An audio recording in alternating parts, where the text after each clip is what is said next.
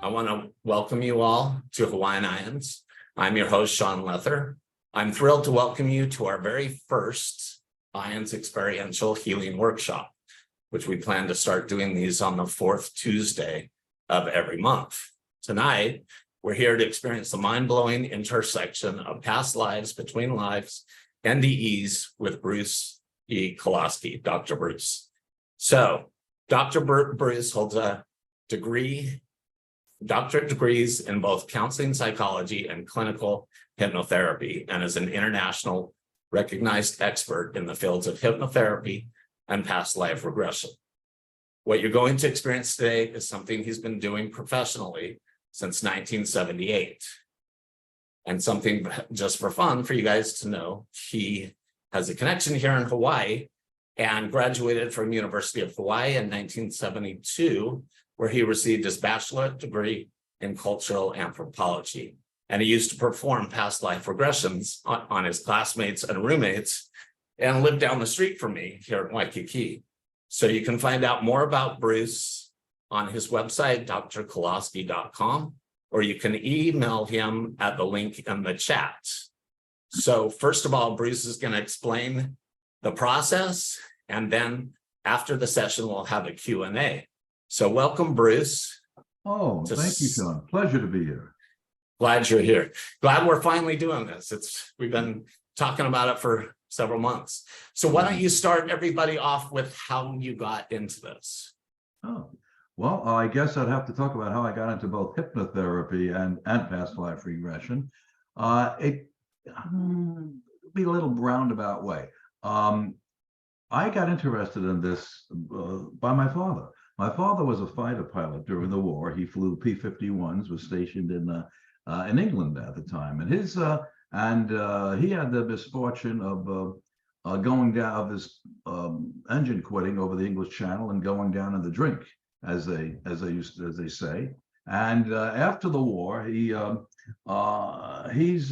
injured by that when the plane went in. And after the war, him and his brother opened an airport on Long Island, where the family is from. And he taught himself hypnosis. He used to hypnotize he was an instructor as well as being a pilot, flight instructor. And he used to hypnotize his students to help them pass the flight exams, the FAA written exam, and also the practical exam, the flight exam. To calm them down for that and help them with their memory and whatnot. I used to watch him do it when I was a kid, a little shaver.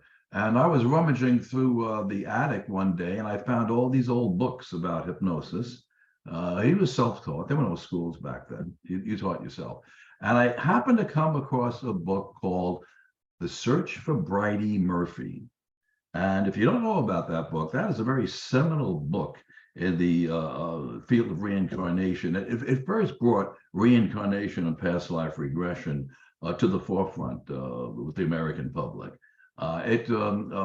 Amateur hypnotist by the name of Maury Bernstein hypnotized a young lady, and she went back to a lifetime she purportedly lived in Ireland in the 1880s and came up with a lot of detail about that. So he published a book about that. It was a bestseller, The Search for Bridie Murphy. Well, I didn't know what that was, so I asked my father about it, and he talked to me about reincarnation. He was a believer in reincarnation. Matter of fact, he believed that in another lifetime prior to that one, he was a fighter pilot in the First World War who happened to go down in flames over France. Now, whether he was shot down by the Red Baron, I couldn't tell you. But he lost his life on that one, but he managed to survive. He also went down in the Second World War, but this one he managed to survive. So that's how I got interested in that. And I started reading about, I guess I did my first past life regression. I was thinking about this the other day. I think it was about 1969, 1970 with my cousin. We were sitting around having coffee one night, and we were talking, we used to talk about all sorts of esoteric things. And talked about reincarnation. I says, "You want to try it?" She says, "Yeah." And so I did it. And thank God it came out okay. You know, I guess God, what they say, God protects fools and drunks. So I managed to wangle my way through it. That was the first one I did. Then I became a little more proficient in that. I was just an amateur. And then I was, at the time, I was in school at Fordham University in New York City. And I transferred to the University of Hawaii to study anthropology. My teacher in New York City was an anthropologist by the name of Dr. Margaret Mead. And I talked her into letting me take a year's leave of absence to go to the University of Hawaii to study Pacific anthropology. And she let me go. She agreed to that. And when I went there, and we were in there was a scarcity of dorms in UH at that time. So what they did was the university leased 6 floors of an apartment building in Waikiki behind the International Marketplace. And they rented the rooms for the students. So I got a room there. And I used to have fun with my classmates, my roommates, by hypnotizing, both to help them with their study habits and also doing past life regressions. And I managed to get more and more proficient at it. And then moved here to sunny Southern California. I live in what they call Surf City, USA, Huntington Beach. And got here in 1977 and opened a practice in 1978. And I've been doing it ever since, both past life regression, hypnotherapy. About 1980, 81, I started teaching it too, and I still do teach it for people who want to learn these particular techniques. So that's my link with that. And matter of fact, where I lived was on Nahua Street, right behind the marketplace. And I guess you're across from Fort DeRussy near Kalakaua, aren't you? Right on off Kalakaua? Yeah. You lived 1 block from where I used to live. That's right. Yeah. Now you're like 5 from where I live. A few blocks. Right. Yeah. That was a fun time. Well, why don't you explain to everybody a little bit now what all this is and the different types of past life regression. Yeah. Before we actually get into it, I want to tell you a little bit about the session that we're going to do in a few minutes. I want to talk about what I do, how I do it, how it works, and how it's different from most of the other sessions out there. You know, there are many different processes that a person can use to access past life, between life memories. But in my professional opinion, and this is based on some 45 years of experience doing these, the most efficient and the most effective means for getting to those memories is through hypnosis. And most people who undergo a past life or between lives regression always come in with 3 questions in mind, unless they've been through this before. Their questions will be, what if I can't be hypnotized? What if I didn't have a past life? And what if I can't be regressed? Well, in answer to the first question, everybody can be hypnotized. Hypnosis is a word that means like sleep. See, hypnos was the Greek god of sleep. And the way I use it in past life regression is as a form of light sleep. So therefore, if you went to sleep last night, you can be hypnotized. That simple, it's quite easy. See, it's all a matter of brainwave levels. And the levels your brain are operating at in hypnosis are the exact same as it operates in any other altered state of consciousness, like a meditation, yoga, guided imagery. We're all operating, it's all the same thing. We're all operating in the same brainwave state. We just give it different names, that's all. The difference, however, though, there is a difference, is in what we do with it. Hypnosis is an actively applied altered state of consciousness. In other words, it's a tool which we use for a specific purpose. In this case, to access and explore past life memories or between life memories. And as we'll see tonight, memories of a near-death experience, or what they call NDE, or spiritually transformative experience, or STE. And so this is all a very critical difference, the fact that it's an actively applied state, as opposed to, let's say, meditation, unless it's guided meditation, that's more of a passive state. But that being said, don't expect to feel hypnotized, quote unquote. If you're expecting to be tranced out in some kind of zombie state here today, you're going to be very disappointed. That doesn't exist. That's Hollywood. That's not real life. See, for our purposes, hypnosis is relaxation. You're just pleasantly relaxed. It's also true that about hypnosis that you're never under anyone's control. So I can't make you quack like a duck or walk like a dog or cluck like a chicken, like you might have seen those stage hypnotists doing in their nightclub acts, unless you want to. And if you want to, I promise you'll be wonderful ducks, incredible chickens, but only if you want to. So you have to keep in mind that every one of those subjects at a stage show volunteered to get up on stage with a hypnotist. He didn't drag anybody. He didn't go out in the audience and drag them up by the ear. Say, get up here. No, they volunteered. They said, take me, take me. They're there to have fun. They were volunteering to have fun. And the interesting thing about it is if you've ever seen one of these shows, most of the people, matter of fact, almost all of them will not follow every suggestion the hypnotist gives them. They'll do some things, but they won't do others, which only goes to show that the individual is always in control, always free to accept or reject any suggestion. And what we say to a person under hypnosis is called a suggestion, any suggestion that they choose to. Hypnosis allows us to bypass the conscious part of the mind and communicate directly with the subconscious mind, which is where these memories reside, or more or less where we're given access to these memories. Now, in answer to the second question, quite frankly, I've never met a person who didn't have a past life. Some have had more than others, but everybody alive on the planet Earth today has lived before. As to the third question, what if I can't be regressed? Now, over the years, I've developed certain techniques, tricks of the trade, if you will, which ensures that virtually every one of my clients will experience, to one degree or another, phenomena suggestive of a past life. So your problem will most likely be not that you can't be hypnotized, or if you had a past life, or if you can't be regressed, but you'll find yourself struggling instead with this question: did I make it all up? The impressions are easy to get.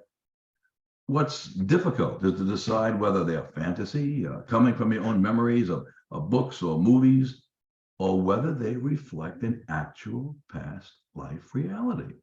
You're going to find yourself struggling with that question for some time to come. But there are things that you can do. I show you what to do to help answer those questions for yourself. And we'll go through that at the end of the session. But rest assured, you are going to experience some very interesting places in your own mind. If I can use an analogy, what you and I will be doing is exploring your own dream state with me as a questioner. Past life recall is apparently very similar to the state you're in when you're dreaming, only you're not really dreaming. The same kind of mental functions occur in this hypnotic recall state as occur in the dream state, with one important exception.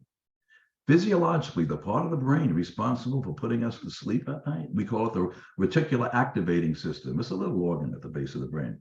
Doesn't completely shut down under hypnosis and make us unconscious like it does during the actual sleep state. And that's why when in the kind of hypnotic state that I use for my sessions, just exceptionally relaxed, totally aware of what's happening around you, unlike the actual sleep state. And that's why some definitions of hypnosis they define it as a state resembling sleep, but physiologically distinct from it. And that's also why when in the kind of hypnotic state I'll be using for this session, you're going to be totally aware of what's happening around you, unlike the actual sleep state. And you'll also hear me use the word sleep a lot. So I like to say things like, they're going deep asleep. And I do that to take advantage of the emotional connotations of that word. Because for most people, it means rested, relaxed, lethargic. That's exactly what you'll be feeling. We use it as a metaphor. We use that word sleep as a metaphor, in other words. Now, everyone perceives differently in a past life regression. I want you to understand the past life recall state is not necessarily a visual state. That's a mistaken assumption that we all make. Some people, probably most, will see images. Some get vivid images. Others get hazy or vague images. A very few won't see at all. They'll feel the images, or they'll hear voices in their head. Doesn't matter. Whatever you get, accept it, Don't fight it, and above all, trust it. You know, people come for past life regressions for a variety of reasons. So naturally, a therapist will tailor the session to reflect an individual's reason for seeking out their services. What I've done is I've delineated 4 different types of past life regression for you. So I want to take a brief look at them and then discuss what we're going to be doing.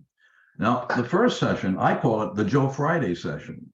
Now, you got me there. It really isn't the name of this type of session. I made it up. But I did it for a good reason. Those of a certain age will remember that Sergeant Joe Friday was the main character on the radio and TV series Dragnet. And that was maybe the most famous and influential police drama in media history. And Sergeant Friday's famous catchphrase was, "Just the facts, ma'am, just the facts." Now, the actual name of this session is really, it's an informational session. And most people seek out a past life regression out of a simple curiosity. This session, this type of session, is essentially a fact-finding mission where we focus primarily on details. Who was I? Where was I? When was I? When did I live? Where did I live? What did I do? What did I experience during that lifetime? What kind of foods did I eat? Where did I shop? What kind of stores did I go to? Or marketplaces? When did I die? How did I die? Now, while the information may or may not be terribly insightful, this is an excellent type of regression to gather information that is most easily researched for accuracy and veracity. You don't get an awful lot of connections between the former life and the current one. That's not the purpose of that type of session. But like I said, it's just the facts, man, just the facts. You know, it's easy to research these things nowadays. So you go online, go on Google, and in 10 minutes, you probably have your answers. Years ago, you couldn't do that. You had to go to the library and search the encyclopedias and whatnot. So the internet has made it very easy to verify and validate facts that you might get in that type of past life regression, informational session. Second one is called a karmic connection session. And that's also called the karmic counterpart session. I did that with Sean last night. We did a karmic connection session. And that's where we examine the past life that is most directly responsible for the current lifetime, or more specifically, what's going on presently in a person's life. Now, we then explore the specific connections between the two.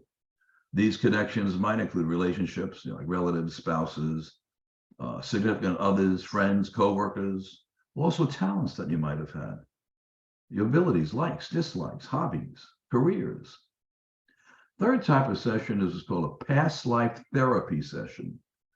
Past life therapy is past life regression used for emotional, spiritual, and sometimes physical healing. Past life therapy is an umbrella term.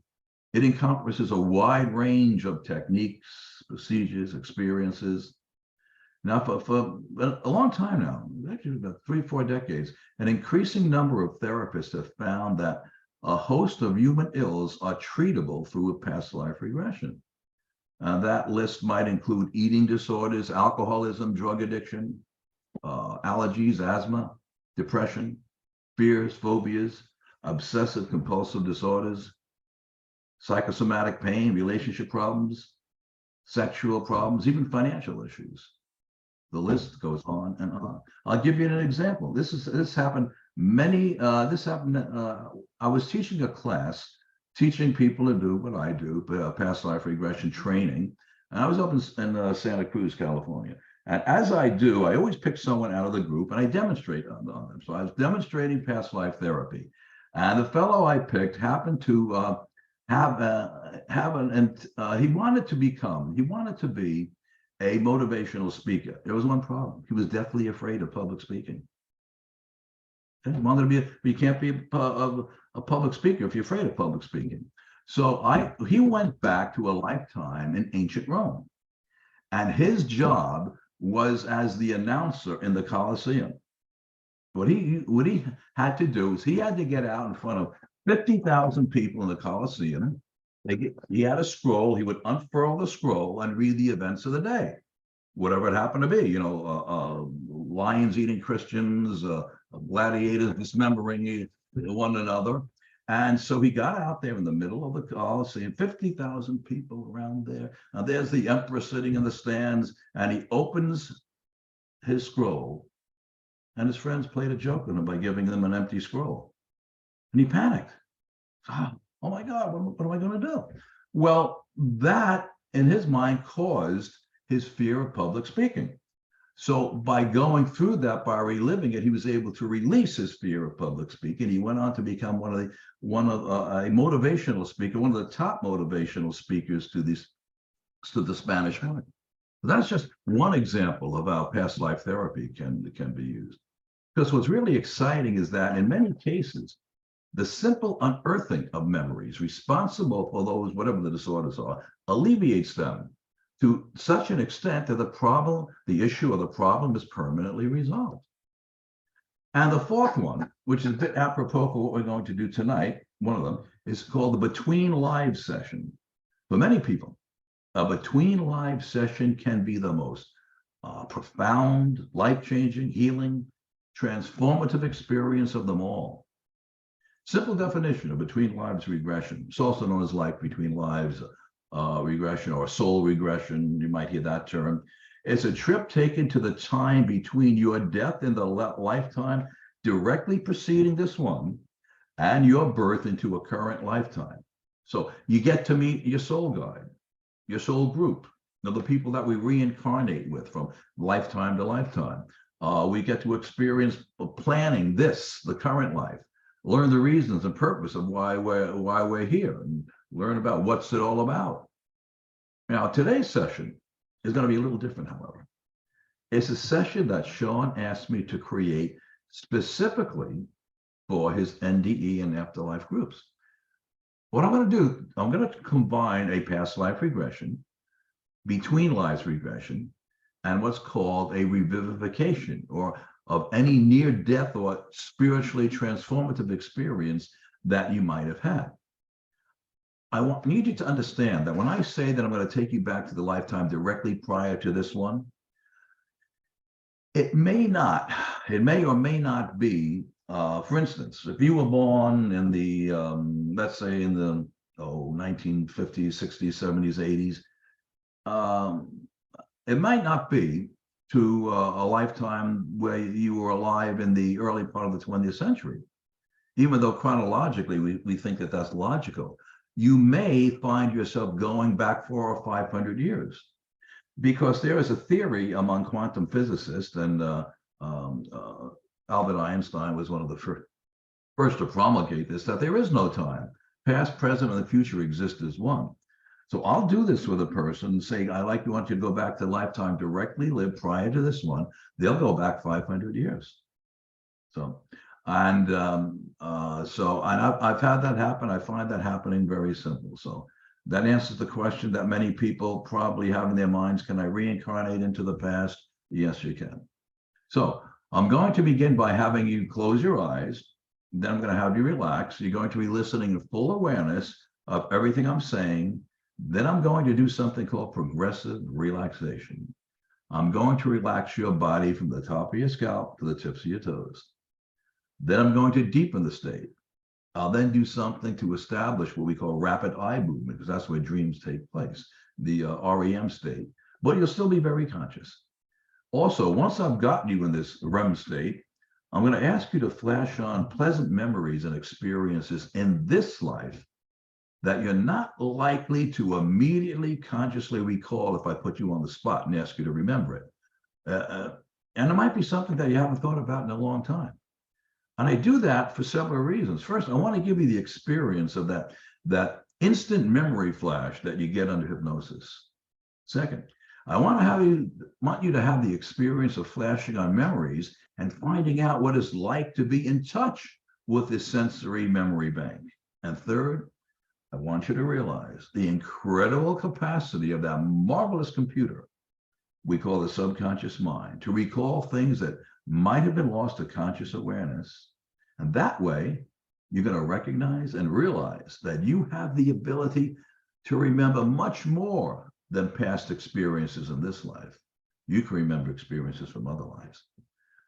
Think of it as a conditioning process. Just as athletes have to get in condition before a race or before a meet, so it helps for me to get you conditioned to this process before we jump right off into a past life.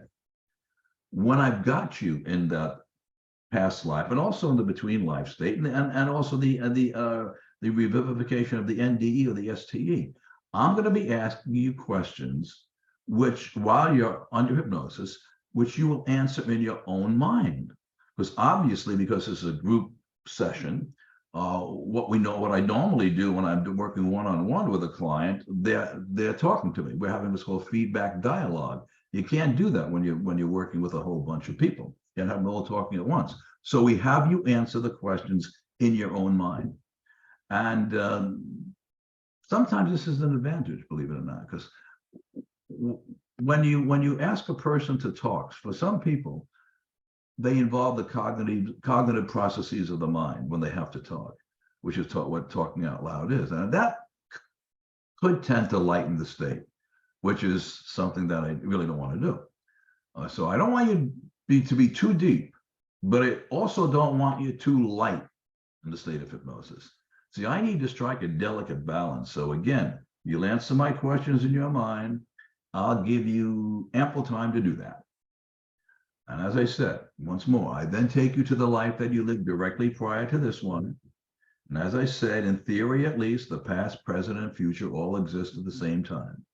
Well, that's what people like Einstein and Hawking and quantum physicists have theorized. So again, don't be surprised if you happen to go to a previous life hundreds of years ago, or you might jump into the 20th century.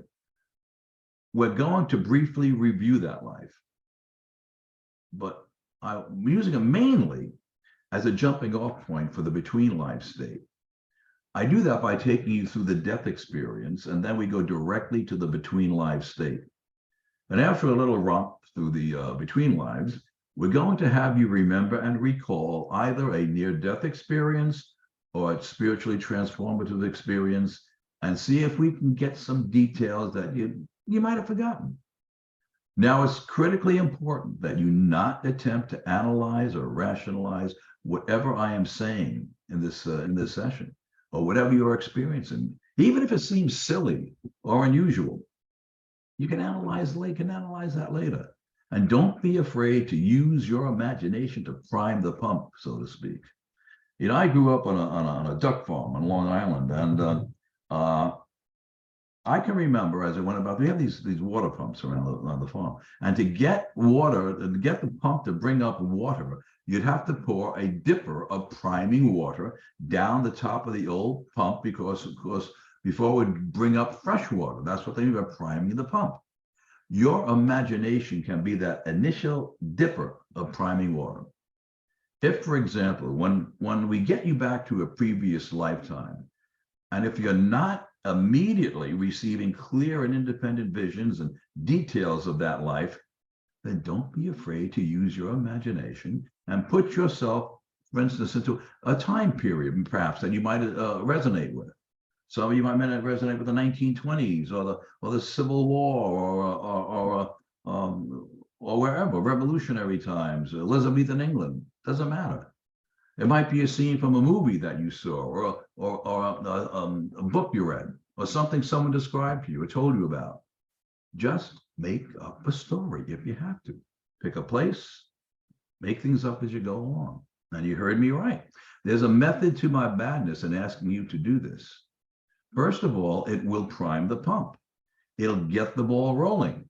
And second, you'll be amazed how quickly some other scene more appropriate the way you're supposed to be will come spring to life and take charge of your thoughts. Odds are, though, because you resonate with something here in the here and now, it's probably the most appropriate place for you to be for this type of session that we're doing. But then again, maybe not. Point is, if something pops into that space between your two ears, whether independently or you put it there, it's there for a reason. So trust it. The important thing is that you not block my suggestions. Don't waste even a second worrying about what kind of image you should see. There are no shoulds here. The important thing is that you respond to my suggestions and my directions. Now, with most people, when they open their eyes, immediately the ego comes back in and says, all right, what book did I get that in? What movie did I get that from? You immediately try to label and classify your experience in terms of what your ego knows to be reality. But at any rate, you will be wondering, where did I get this from? And that's perfectly normal. At the end of the session, I'm going to give you a very special post-hypnotic suggestion. I will tell you that you will remember everything you have received and experienced during the session. You will continue to gain more and more information about your experiences as time passes. And what's going to happen is you're going to find that during the day, in odd moments of the day, sometimes even in your dreams, little flashes and memories of what you experienced during this regression will pop into your mind. You might be driving the car, might be having a cup of coffee, just walking down the street. Gee, now I remember that. Now, I do this because we all have a tendency to forget the many details of what we experience. Yet once you've accessed these details from a previous and even a current lifetime, they're always subconsciously stored in the mind. They will often pop into your conscious awareness when you least expect it to. But it doesn't hurt to have a little assistance with this natural process. Always remember that what you come up with in this session is meaningful to you. It's in your head. There's always a reason why we're experiencing anything we do. And I want to give you the opportunity to incorporate this into your understanding of yourself. Now, after the session, you can say, I think I made it all up. But I don't want anybody to say, I didn't get anything, because that shows me that you can't trust yourself or follow instructions. I'll say it again. If something pops into that space between your two ears, whether independently or you put it there, it's there for a reason. The secret to receiving value from this process that we're going to do now is trust. Trust your thoughts, trust your feelings, trust your imagination. Now, any of you want to use a headset or earbuds, feel free to do that. If you like to lie down, please feel free to do that, or sitting in a chair. It really doesn't matter. If you are lying down, don't lie too flat, because some people, that might put some people to sleep. Just make sure that your neck is propped up. If you like to, you can dim the lights wherever you are. You don't want to completely dim, but maybe the light's dimmed. Any pets, please make sure that they're out of the room. That's always a good idea. And we're going to get started. Oh, also, before I forget, silence your phones, please. And what I'm going to do in the early part of this, I'm going to play some very pretty background music to you. We'll just do that for a few minutes, just to set the mood. Okay, now we're ready to begin. Just a moment as I find my music here.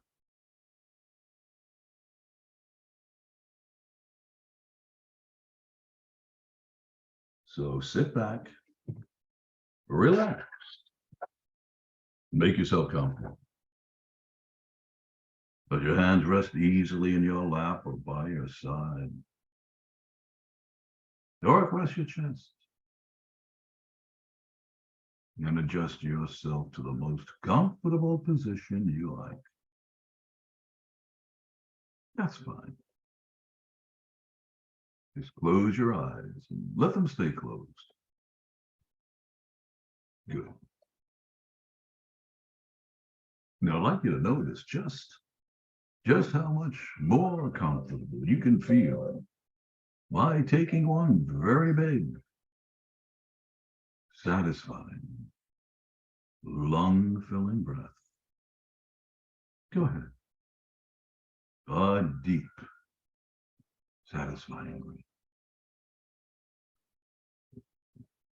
You may already notice how good that makes you feel. Now then, I'm going to count downward from 10 to 0. And as I do, I'd like to feel yourself becoming even more 10 times deeper relaxed with each and every numeral I count down. So calm, so comfortable, so relaxed. 10. I'd like you to think of the muscles in the scalp and forehead growing very comfortable, relaxed.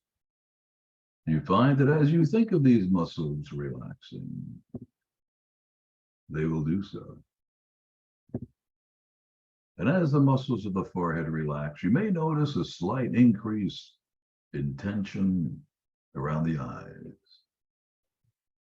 Concentrate on the eyebrows and all around the eyes, and this tension just fades away. Feel the tiny muscles of the eyelids relax, and let the relaxation move deep inside the eyes, deep in back of the eyes. And as the muscles of the eyelids relax, they may have a tendency to flutter, or they may close even more tightly. It doesn't really matter as long as they're relaxed. 9, let all the facial muscles relax over the cheekbones and the cheeks, the jaw, the chin, the lips, and the mouth. Relax. Let the relaxation move deep inside the mouth. And as the muscles of the mouth relax, you find that your mouth automatically becomes not too moist, not too dry, but just moist enough to keep you perfectly comfortable. 8, feel the relaxation spread deep in back of the throat, deep in back of the head and neck, deep into the neck and shoulders. And as the muscles of the neck and shoulders relax, it feels perhaps like 1,000 little fingers are gently massaging the muscles of the neck, the shoulders. 7, now let the arms relax. Relax the upper arms. Concentrate on the forearms. Feel them relax. All the muscles between the elbows and the wrists. Relax. Relax. Feel the relaxation spreading across the tops of the hands. Deep through the hands. Deep through the hands to the palms. Now the fingers relax all the way to the fingertips. And as the fingers relax, you may or may not experience a slight tingling of the fingers. If you do, you find it to be a very pleasant sensation, a very pleasant tingling to the fingers. 5, bring your attention back again to the relaxed muscles of the neck and shoulders. Let the relaxation flow into the chest, lungs. Your breathing is easy and gentle. You feel yourself relaxing more and more with each gentle and easy breath. Or noticing that the sounds that were distracting you become less so. You refuse to allow any outside sounds to interfere with your relaxation. Only the sound of my voice is important now, and all the sounds you hear now become a part of your experience of comfort and relaxation. As you continue to drift on down so comfortably, pleasantly, peacefully relaxed. 3, let the relaxation spread into the broad of the back. Feel it move gently down the back, to the small of the back. Feel the relaxation spreading around and deep into the sides. Let all the muscles of the abdomen relax deep into the abdomen. All the muscles of the abdomen and hips. 2, now let the legs relax. Feel the relaxation spreading into the thighs and the knees. Let the calves of the legs relax. All the way to the ankles. Now let the feet relax, the heels of the feet, the undersides of the feet, deep through the feet to the tops. Finally, even the toes relax. One, it feels so good to relax. and let go of all tension and all care. Some people, as they relax in this way, feel their entire body becoming heavy, tired. Their legs, arms, shoulders, neck, and head become very heavy and very, very tired. Their head may feel so heavy, so tired, that it gently drops forward. The chin rests comfortably on the chest, so heavy, so tired, so relaxed. Other people experience a feeling of lightness, almost as if their body and mind were drifting through space or floating on a cloud. Drifting, floating, floating and drifting. Doesn't really matter now as long they're relaxed. As I continue to talk now, nothing more than the sound of my voice and the beautiful music tends to lull you toward a very restful, relaxing form of sleep. Completely relaxed all over, you're going down, down, deeper and deeper to sleep. You feel all muscular tension, all mental tension disappearing now. Entering a beautiful, restful, peaceful, relaxing, and serene place known as hypnosis, where there's nothing to do, no one to bother you, nothing to disturb you, no one you have to please, no one you have to satisfy. There's only physical and emotional peace, comfort, and tranquility. And now, zero. More deeply relaxed than you've ever known yourself to be as you go deeper, deeper, and deeper to sleep. So calm, comfortable, so relaxed, completely hypnotized with no need, no desire to awaken until I give you the signal to awaken, because you're enjoying this beautiful peace, comfort, and tranquility so very, very much. So deep asleep now that only sleep seems to matter.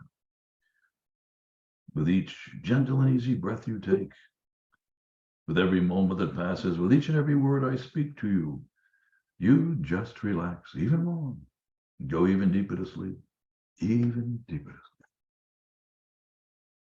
But no matter how deep you go into the hypnotic state, you will never be out of touch with the sound of my voice. And although you may be aware of all sounds, inside or outside the room, you find that these sounds do not bother or disturb you in any way whatsoever. They just help you to relax even more and go even deeper. My voice alone is always louder and clearer than all other sounds inside or outside the room. And you focus intently on my questions and instructions. If you drop too deep, if you drop too deeply asleep, you will hear my voice saying now. You will respond to the word now, and it'll sound loud and clear, but pleasant in your ear. And you'll come up just enough to focus once again my questions. Pictures, images, sounds, impressions, feelings easily float into your mind in response to my questions and directions. Other sounds in the room around you just focus you more intently on my questions, instructions, and suggestions. And if you'd ever feel physically uncomfortable in your position, you can always feel free to change your position and make yourself more comfortable, realizing that as you do, that just helps you to relax even more and go even deeper to sleep, even deeper to sleep. Then as you continue to drift way down, I'd like you to picture and imagine yourself standing at the top of a beautiful flight of stairs.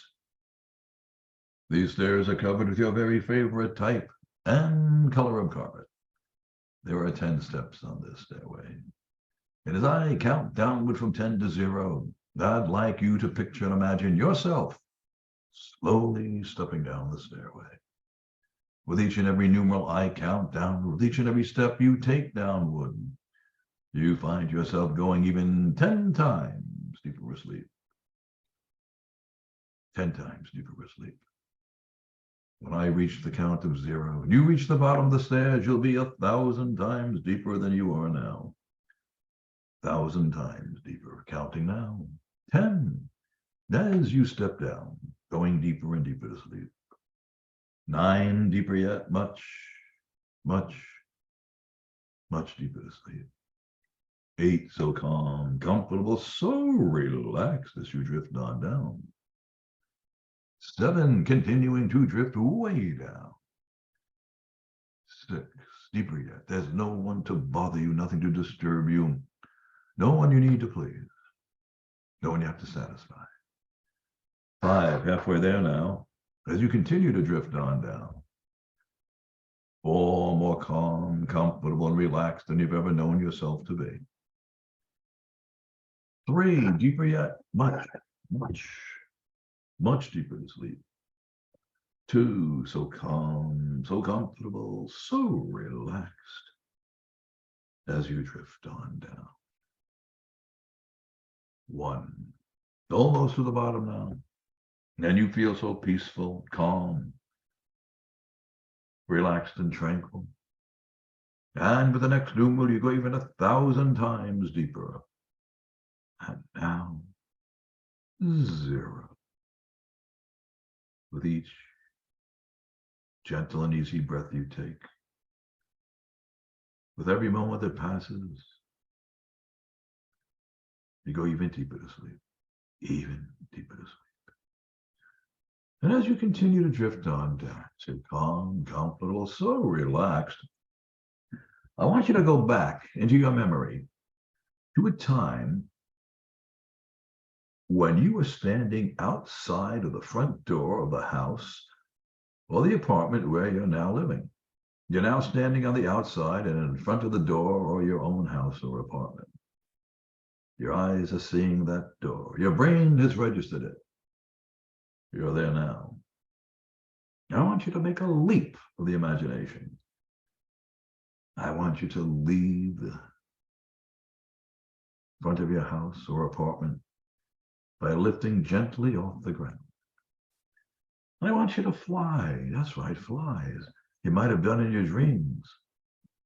You're flying now free and light. You're flying to the ocean, to your favorite ocean beach. You make a gentle landing on that beach, and ahead of you, you can see endless miles of sparkling white sand seem to go on to infinity. See the lacy patterns that the foam makes after it breaks on the shore. It's a beautiful, clear, sunny day at the beach. You can feel the gentle caress of a soothing ocean breeze. Smell the aroma of the sea. Taste the salt air on your lips. You can hear the soft cries of seagulls circling lazily overhead. And you listen now to the sounds of the sea, the rhythmic sound of the waves as they lap against the shore. You're listening to the same restful lullaby that the ocean has been singing to men and women for thousands and thousands of years. Now you gently lift off the ground once more, going higher and higher, soaring up over the ocean, higher and higher now. You're weightless like an astronaut, free of gravity. So go ahead, dip and soar, turn somersaults if you want. Catch the corner of a breeze and glide on it like a seagull. You look off to your right. You look off to your right, and you happen to notice a fluffy white cloud. It's a small cloud, but it's exquisitely formed. It's a beautiful cloud with magnificent peaks and valleys. You feel at peace looking upward at that cloud's fluffiness, its rich, thick fullness. It's soft, it's white, and it seems to be glowing. Glowing as it catches the rays of sunlight, shines with beautiful prismatic colors. As you watch that cloud, you feel a great longing to ride on it, because you know that because you're weightless, this special cloud would hold you safely in space. You know that if you mounted the cloud, you'd then be able to move into the heavens themselves. You could enjoy the beauty of the twinkling stars. So go ahead, fly over to that cloud, settle down to its soft, fluffy center. Oh, it's so comfortable on the cloud, so peaceful. And you lie back as if you're relaxing in an incredibly soft and comfortable easy chair. And as you float there on that cloud, so calm, so comfortable, so relaxed, you know that there's nothing to bother you, no one to disturb you, you have nothing to fear, no one can harm you. A ray of light shines from the heavens and touches your strong, fluffy cloud, causes your cloud to glow softly. Now, that radiance is different from any other light you've ever seen. You can feel it as well as see it. It feels strangely wonderful and soothing. Makes you become very happy and content within yourself. Now the cloud begins to float upward, higher and higher still. And as you drift and float and drift, you glance down toward the earth. And you can see the trees, the countryside, cities and towns growing smaller and smaller until they look like tiny toys on a green blanket. You're rising higher and higher, far above the ground. Smell the fresh winds as the air becomes fresher and cleaner the higher you go. You breathe deeper, deeper, deeper and deeper. You settle back comfortably on your cloud to rest. Enjoy the feelings of peace, comfort, and tranquility. And as you float higher and higher, a strange and wondrous thing begins to happen. You're starting to grow younger and younger, going backwards in time now. The years are falling away like the pages of a calendar, or like leaves drifting down from a tree on a lovely autumn day. We're going back in your past to look only at happy memories. I want you to go back to a pleasant and happy memory or event that happened around the age of 16. Go back to a pleasant and happy experience or event that happened around the age of 16. Might be something you haven't thought about in a long, long time, but whatever it is, pleasant and happy memory. Your mind holds the memories of everything that you've ever experienced at the age that memory was recorded. With each and every breath you take, with every moment that passes, this memory becomes sharper, more focused, more distinct, much more detailed. You're there now, 16 years old. Notice what you're doing. Notice the hairstyle you had at that time in your life. Maybe even what you're wearing. Is there anyone with you? Notice what you're doing, what they're doing. Take a few moments now to enjoy this memory until you hear my voice again.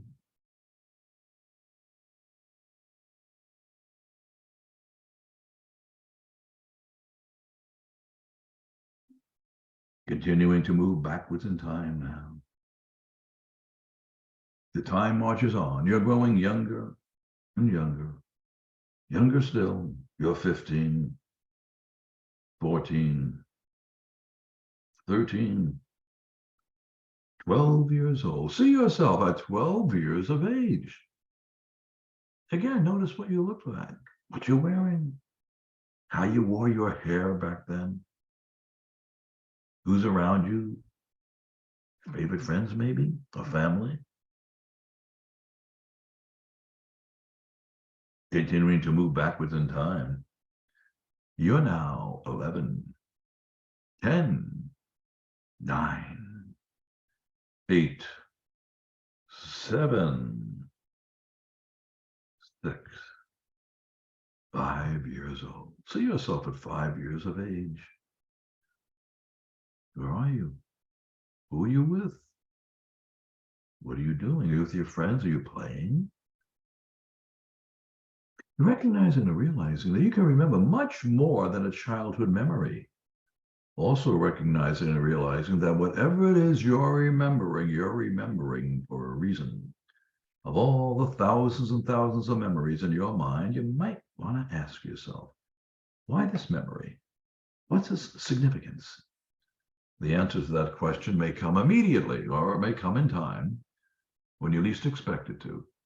Just like all the memories you'll be experiencing today, in this life and a past life, the life in between lives.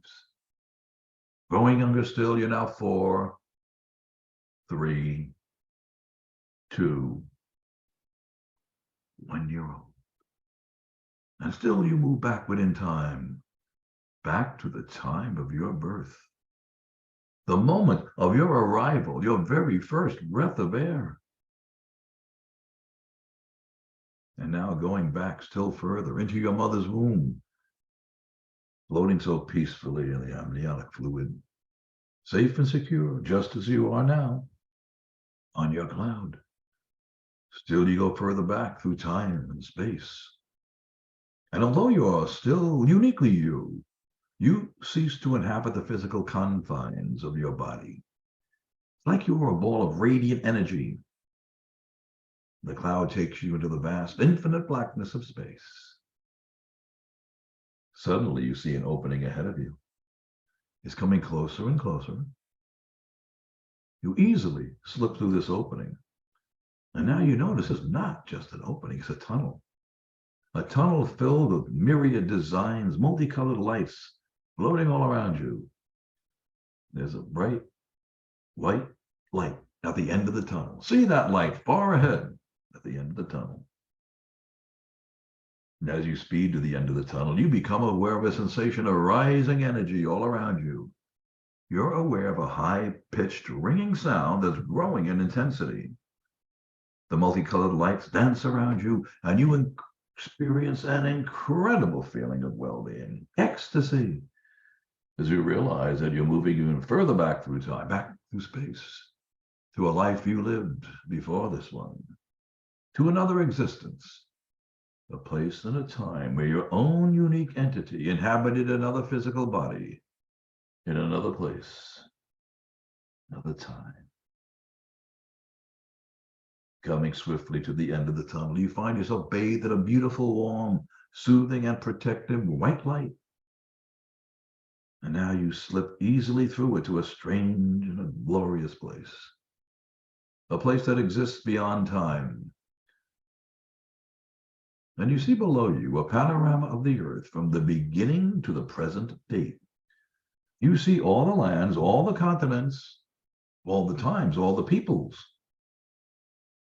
And now your cloud begins to slowly descend. And as it does, I want you to be aware that in that great expanse of time and place that lie before you, your soul has led many lifetimes.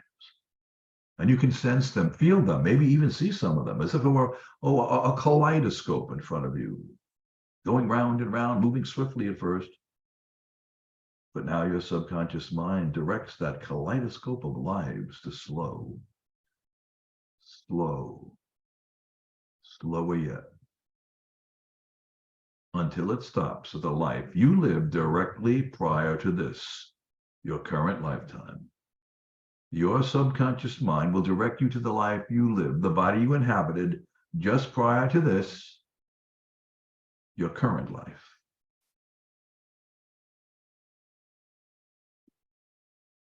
Now, if you've drifted too deep, if you're too deep into the hypnotic state, my voice reaches you, first as if from a long way off. But then you're homing in once more on my thoughts, on my questions, on my instructions, and my words come through vividly to you, no matter how deeply asleep you may be. And you're going to find that your subconscious mind will immediately remove you from the recall of any disturbing material you may not be prepared to deal with at this time. Your cloud now comes to a gentle landing, and you step off of it. And as you step off that cloud, you're actually beginning to feel eager, even excited, because you realize there's something for you to learn here. So to help you learn, I'm going to ask you some questions. Questions that you'll easily be able to answer within your own mind without having to bother with needless verbalizing. As you step off that cloud, I want you to look down at your feet. Notice what you're wearing on them. Now you see yourself as you were in that life, the lifetime just prior to this, your current life. Notice what you look like. It is for your good and your gaining that you are able to know what country you are living in, as you would understand it in modern geographical terms, and what period of time you are living in, as you would understand it today.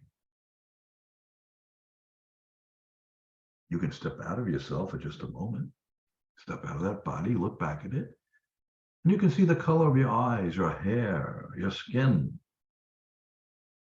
You see clearly what sex you are. You see how you're dressed. What's your name in that lifetime? How old are you?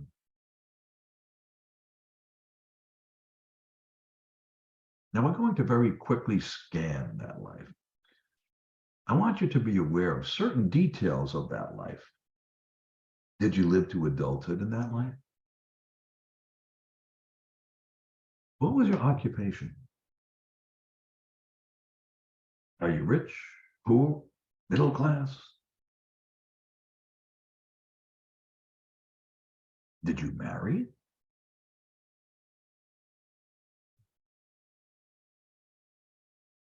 And what about your spouse? If you were married, see your spouse now. Did you have children?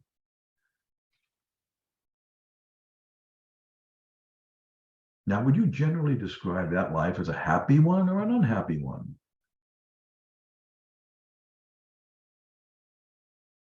What were your most satisfying accomplishments in that life? What were your most bitter disappointments?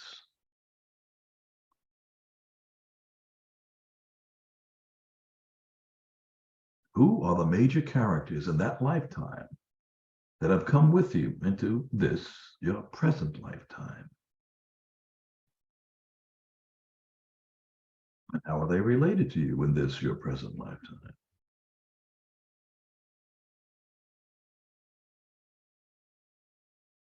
Time is passing now, moving on.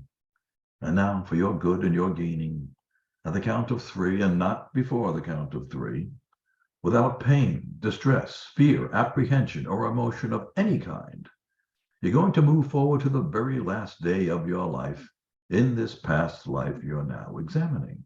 You will not have died. You will not have crossed over into the spirit. But on the count of 3, it will indeed be the last day of your life in this past life. Counting now, 1, 2, and 3. You'll remember everything that happened, but you'll feel no physical pain, no emotional discomfort. You realize that you're physically here and now. This is simply an exercise in remembering. There's no need for you to experience distress of any kind on any level. You may dissociate yourself from the situation and observe it as if you're watching a movie or a television. And should you choose not to experience it, you'll simply return to your cloud. It's now the moment of your death in that life. Now I'd like you to flash on the year that you died in modern terms. Flash on the year that you died in modern terms. Now, on the count of 3, and not before the count of 3, and without pain, distress, fear, apprehension, or emotion of any kind, you will pass through the experience of your death and cross over into the spirit. You will have just left your physical body. You'll find yourself in spirit on the other side. It'll be just a few moments after you've left your physical body in this past life incarnation you're now examining. Counting now, 1, 2, and 3. See your spirit rising from its physical shell. You've now just physically died. And as you move out of your body, you'll continue to be aware of me, the instructions I give you, and the questions I'll be asking you.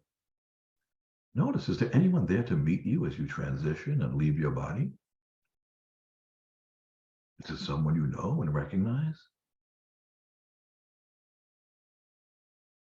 Are they communicating anything to you? Feel your mind expanding into the highest levels of your being. Now, looking down at your body, you might feel some brief tinge of sadness at this moment, but your body has been through this experience many times before. You've been there, you've done that. You're now ready to return home to the spirit world, your life between lives. Floating away now, leaving all physical and emotional pain and discomfort behind. You're now fully in a soul state, directly connected to the highest consciousness of your mind, which is like a vast computer holding all the stored knowledge of your entire existences. As an eternal, timeless being, you will remember incredible details about your immortal life between lives. You'll be able to access memories in response to my questions about your life as a soul quite easily. We're now going to a place of expanded awareness. As you move upward into the loving realm of an all-knowing spiritual power. Even though you're only at the gateway to this beautiful realm, your soul can feel the joy of being released. Might even be an exquisite feeling of joyful freedom. Everything will become very familiar to you as we progress further and further. And although you're still who you are, you can now recall your immortal identity, all the lives you lived before. And you recall them with objectivity and understanding, because this is a spiritual realm of planning and harmony. Your memories are coming from higher aspects of yourself. And as you experience the energies of this place, I'd like to ask you, what does it feel like to be here? As you find yourself moving higher and higher, further and further away from Earth, is the space around you getting lighter or darker? Now, you've been this way before, so just keep moving and accept the fact that a loving power is taking you to a safe place. Be aware of what you see in the distance beyond your immediate surroundings. Now, as you continue to move on, you see someone far off in the distance. Perhaps it's a human form, or maybe it's a large globe of light. And as this form or light moves closer to you, or you move closer to it, you realize that this is your primary spirit guide. The entity, the being that has been guiding you through all of your incarnations. Be aware of the shape and appearance of your spirit guide. What does your spirit guide look like to you? Human or energy? And as you engage the light, is it taking you by the hand, or does it seem to envelop you with loving energy? The light now coalesces into a physical, perhaps even recognizable form. Is this entity male or female? Does this being look like anyone you know or have known? Are you receiving any communication from this being with words, visual pictures placed in your mind, or telepathically? What's the name of your spirit guide? Now, it's not immediately coming to you. Don't worry about that. It'll come to you in time. What are you being told?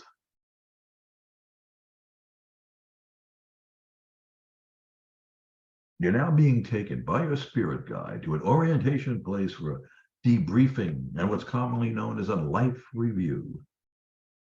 And this place of orientation may be designed around some sort of comfortable and familiar earth setting.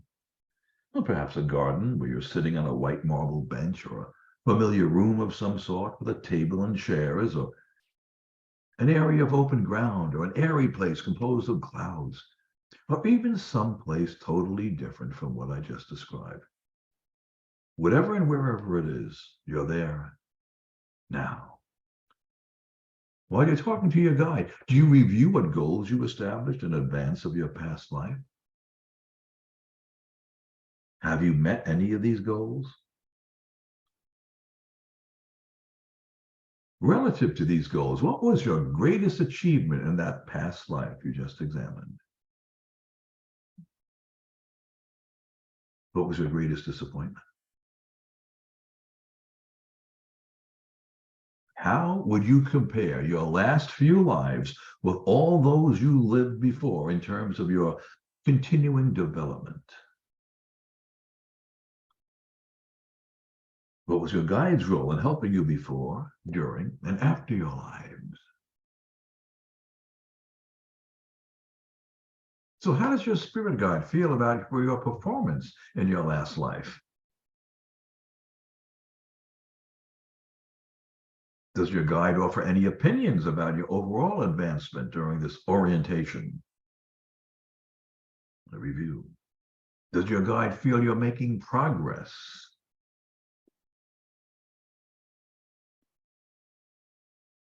Are there any other matters of importance which happened at this meeting? It's now time to move to a place where you have the honor to appear before a council of wise beings, let's call them the elders, who are waiting to help you. Be aware of your travel route and what you see and do along the way. Take a few moments to do this until you hear my voice again.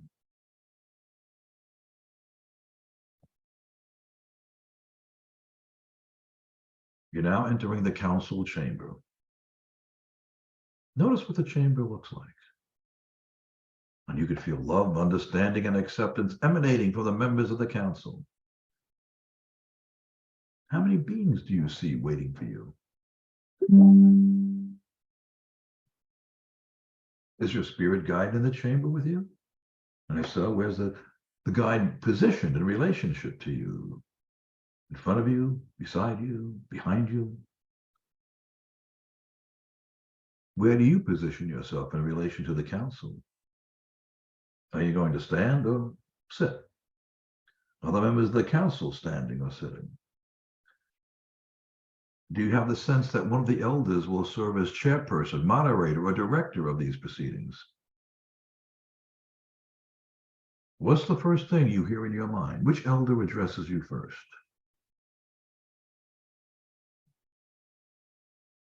What do the elders say about your progress that wasn't discussed with your spirit guide in the orientation or the life review or at any other time? During these proceedings, does your guide have any input about your soul's progress? What's the elder's general attitude about the way you lived your last life? In terms of evaluation, does anyone on the council offer constructive criticism or specific encouragement to you? And if so, what do they say to you? You're now moving to a between lives meeting with your soul group. Now, these are souls with which you have strong bonds of love, care, and friendship, and with whom you travel through time, sharing various incarnations together. I'm going to count downward from 5 to 0. When I reach the count of 0, you'll find yourself at this place of reunion. Counting now, 5, 4, 3, 2, 1, 0. See yourself there now. Notice your surroundings. Allow your soul group to become clearer and clearer. Clearer to you in whatever form you're sensing their energies. Now, the human part may not recognize some of these beings, but there will be a deep familiarity with them on a soul level. Knowing, realizing, and remembering that because all time is one, past, present, and future, some of these beings may even be with you in your current incarnation as the person you are now. What do you see your soul group doing? Do they greet you? Of all the souls you see, who's in your life today as the person you are now? Of the souls you have identified, who are the ones that you've most often incarnated with in your past lives?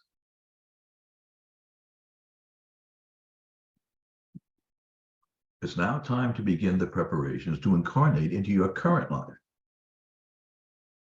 How are you notified it's time to reincarnate? Who tells you? Did you sense it was your duty to come, as if a new incarnation was inevitable? Or could you have stayed behind? What's your attitude toward rebirth? Are you joyous, full of anticipation about opportunity for a new incarnation, a new life? Or maybe you're feeling indifferent, or cautious, or reluctant.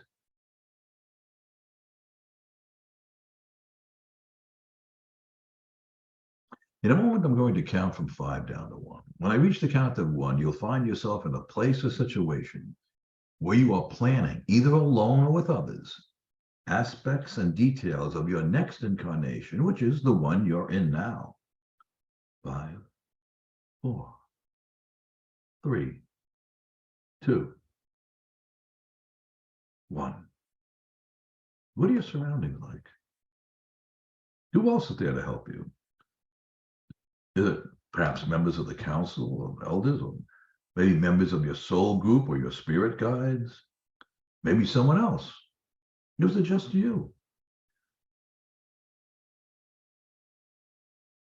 Now, there are several possibilities for your coming incarnation as related to the location, sex, body, social status, occupation, even the time period you'll be living in. Kind of like script writers discussing the various possible plots of a play or a movie. But the name of the movie is Your Life. And the soul, your soul and the souls helping you are now reviewing them. So take a few moments now as you review these possibilities of both what is now, that is to say, your current life, and what could have been. Do this until you hear my voice again.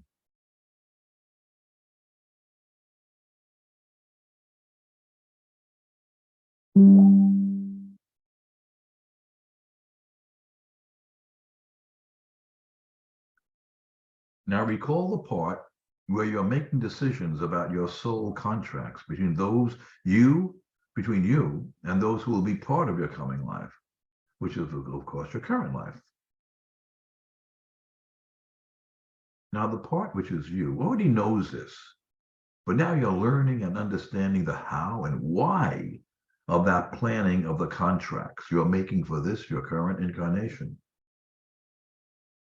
This may be with those with whom you've had or may have yet to have relationships, both rewarding and not so rewarding. You're deciding which souls will play which roles in your life and why. In other words, the purpose of what you're choosing to experience.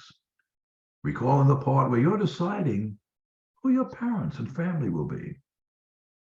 So really listen, pay close attention, become acutely aware for your good and your gaining of the reasons behind these decisions, because difficult soul contracts can be overcome when we become aware of what we are expected to learn, experience, and overcome from them.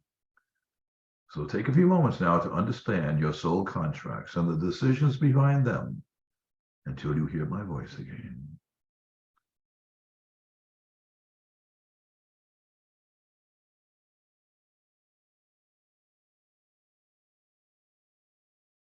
Now it's time to find out your life plan and any purpose, mission, or reason for your current lifetime on Earth.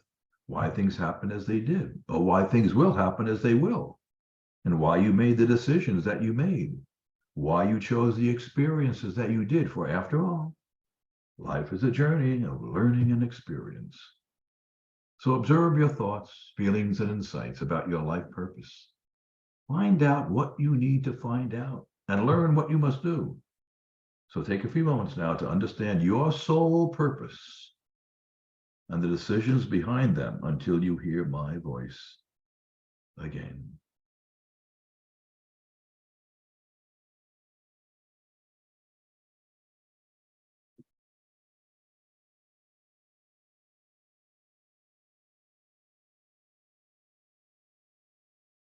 Now you've thoroughly reviewed all your possible life choices for the coming incarnation. You made your decision about the details of your current incarnation, either alone or in concert with your guide. So it's time for a final meeting with the Council of Elders in preparation for your coming incarnation. At the count of 3, you'll be in the council chamber once more.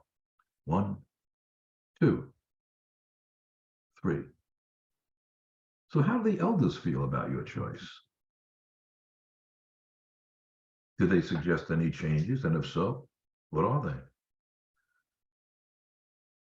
Now, all parties are finally in agreement as to your coming incarnation. And because all time is one in this loving realm, there really is no past, present, or future. And all your lives, past, present, and future, are known to your elders, your spirit guides, even to you. Do the council members make any comments about your current state of advancement as the person you are now, compared to all your former lives? In terms of evaluation, does anyone on the council offer constructive criticism or specific encouragement to you? And if so, what do they say?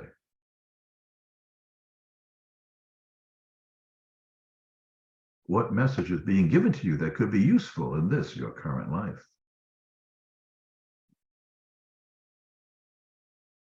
Now, one of the elders asks if you have a question for them, and indeed you do, so go ahead, ask it now. You won't hear my voice for the next minute or so as they answer you, and you process that answer.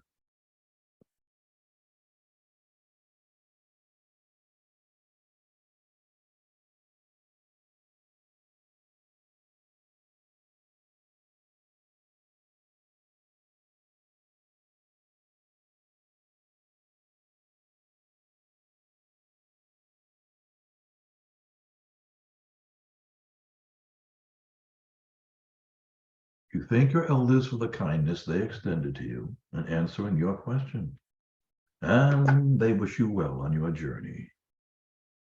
Suddenly, you find yourself in a dark tunnel, sliding quickly downward, going to the time when you were still a fetus in your mother's womb. I'll count from 1 to 3. When I reach the count of 3, you will be there as a fetus in your mother's womb. 1, 2, 3. You're there now. I want you to direct your attention to your mother-to-be. Have you known her in a past life? If you've known her, what was your relationship before? Now direct your attention to your father-to-be. Have you known him in a past life? What was your relationship to him before, if you did? Are you aware now that before you were born of others that you will know in the current lifetime? Have you known them in the past lifetimes?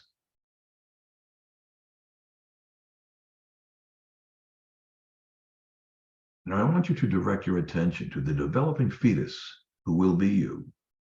Are you experiencing inside the fetus? Outside the fetus? In and out? When does your consciousness fully join that of the fetus? Are you aware of the attitudes and feelings of your mother just prior to your birth? Now you're moving down the birth canal. You will experience no physical or emotional discomfort whatsoever. You will remember everything that happened, but you will feel no physical pain or emotional discomfort.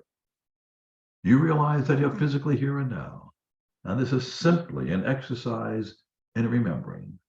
There is no need for you to experience distress of any kind at any level, and should you choose not to experience your birth into this lifetime, you'll simply not experience it. But you will continue to be aware of the sound of my voice. Again, you're moving down the birth canal. You're aware of some sensations. Moving down the birth canal. Notice what you're experiencing. Now you have emerged from the birth canal. You've been born. What are you experiencing now? Are you aware of the attitudes and feelings of others in the delivery room after your birth? Now you're leaving that place. Once more, you're a pinpoint of consciousness, floating up and away from the delivery room. In a moment, I'm going to count from 5 down to 1. And as I do, I want you to travel back to either a near-death experience or a spiritually transformative experience, which you might have had. These may or may not be the same experience. And if they're not, if you experience both types of experiences, I want you to choose the one which had the most impact on you, the most relevant, the most significance, and from which you learned and benefited most from. When I reach the count of 1, you will be there at the beginning or just prior to the beginning of that experience. Counting now, 5, 4, 3, 2. The days, even years, just fall away like autumn leaves drifting down on a beautiful day. 1, you're there now. At the count of 3 and not before the count of 3, without pain, distress, fear, apprehension, or emotion of any kind, you're going to move forward to the beginning of your NDE or your STE.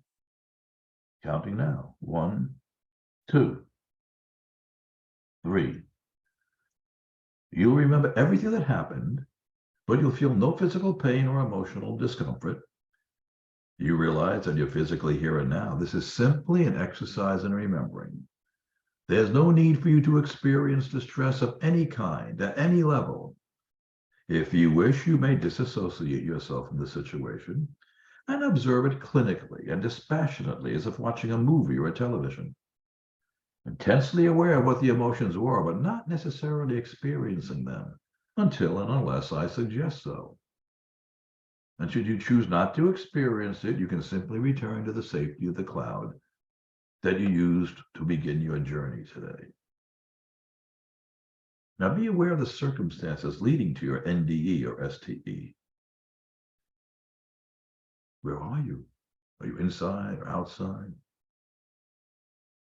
What are you doing?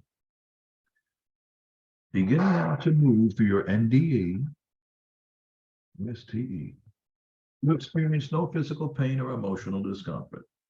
You realize that you're physically here and now. This is simply an exercise in remembering. There's no need for you to undergo distress of any kind on any level. Are you aware of anyone or any entity there with you? What's going on in your mind? What are you thinking? Be aware of your surroundings. Is anything being communicated to you?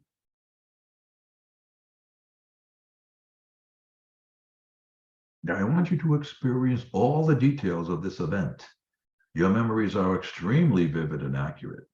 And because time is accelerated in the state of hypnosis you're in, you'll be able to recall, remember, and re-experience now everything you did then and in a compressed period of time.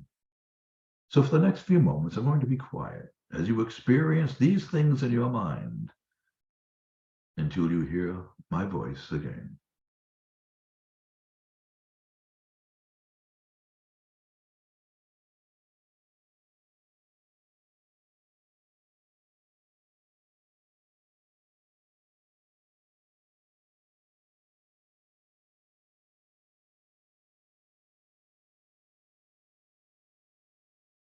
Now you're leaving that place. Once more, you are a pinpoint of consciousness, floating up and away from that NDE or STE experience. And as you do, I'm going to ask you some questions, which you will, again, answer in your own mind. Looking back on all you've experienced in this session today, in a past life, between lives, the near-death or spiritually transformative experience, my first question is, what insight or understanding did you gain that could help you right now? What insight or understanding did you gain that can help you right now?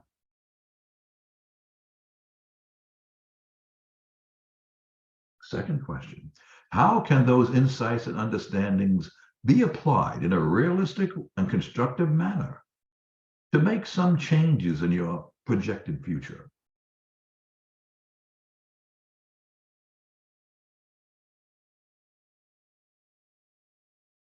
Third question, what specific changes can you see yourself making in your life? What specific changes can you see yourself making in your life? I'm now going to count from 5 down to 0. And as I do, all your body systems return to normal. You will have no physical or emotional discomfort as a result of your experiences on this trip. You will bring with you all information and impressions which will be of benefit to you. You will leave behind anything which might be detrimental to you in any way. You're relaxed now. All your organ systems are returning to normal. As I count, you become more and more peaceful, more serene. Your body is floating free. You have a wonderful feeling of peace and harmony. Counting down. 5, 4, 3, 2, 1, 0. Now it's time to return to the here and now, to this time, this place, this lifetime. When I awaken you, the answers that flashed in your mind to my questions will be vivid in your memory. You will remember everything you have received and experienced during the session. You will continue to gain more and more information about your past life, life between lives, NDE or ST as time passes. The answers and impressions that came to you will flood back into your memory. As we begin now to leave the high realms of your soul mind, the beautiful existence in the spirit world,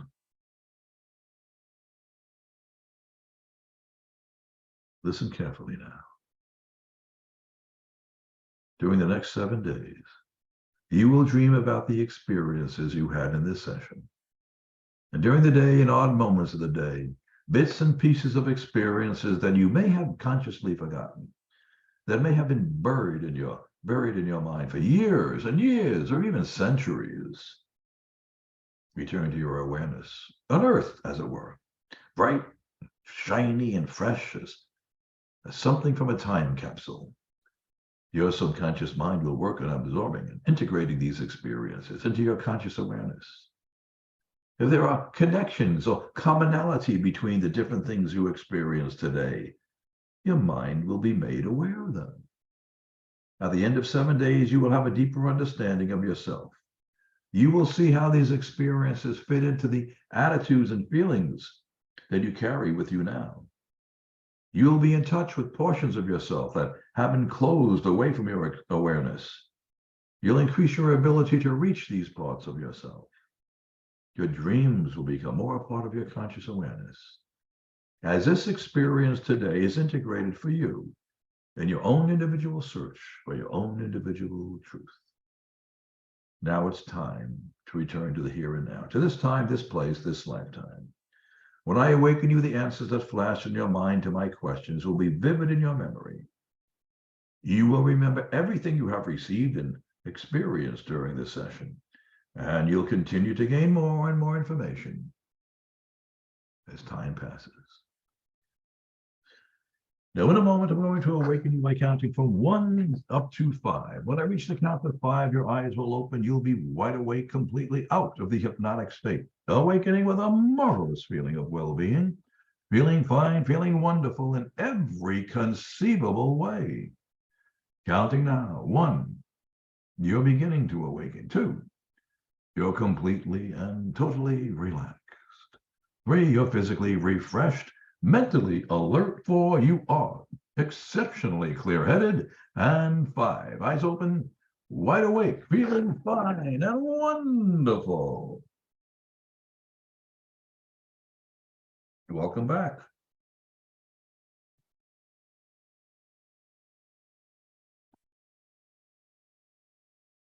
Are you there, Sean?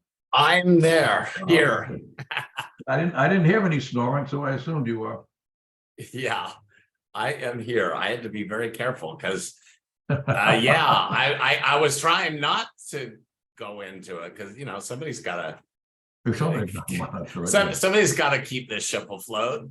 But I couldn't. I had to actually turn off my volume for a while. You know, so yeah, what I'd like to do is everybody, submit your questions, but I thought maybe there's one or two people that want to share what you experienced. If there's, but you just raise your hand and realize you are on camera, on Facebook, and it will be on YouTube. So make sure that that's okay if there's anybody that wants to share what they experienced. And then if there's nobody that's brave enough to do that, you can also just send the questions. Jennifer, do you want to share what you experienced? How did I know you did? I said that before you even raised your hand. Where are you? Okay, so just a sec, gotta unmute. I'm back. Right, so I'm gonna add you, okay. Okay. I think we have some kind of connection going on, me and you, but that was absolutely incredible. I actually started out on a different planet as a different type of human. It was like a very grayish, rocky plain. I did go into a past life where amazingly, a lot of things correlated with my life now and situations like with my mother. I did go back into a past life in 1873, and then I passed away in 1898.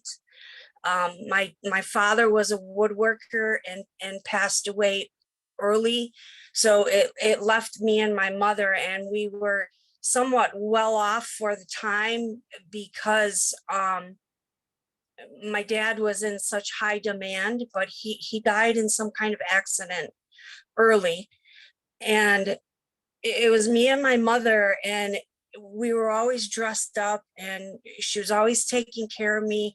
We had a really close connection, and I have this feeling that me and my mom are still connected in this way now, but the roles are changed, because in my life now, my father and I were really close. And he was the one giving me the emotional support and being there. And then it seemed that I could never figure it out, but my mom seemed to be jealous of that relationship as I was growing up. I went into this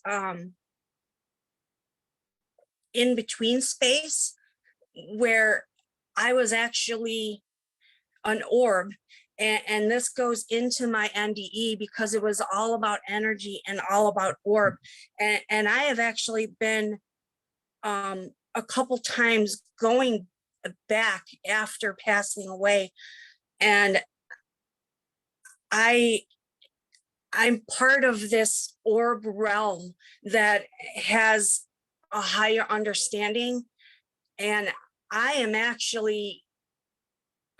I kept getting that I am actually supposed to be a guide here.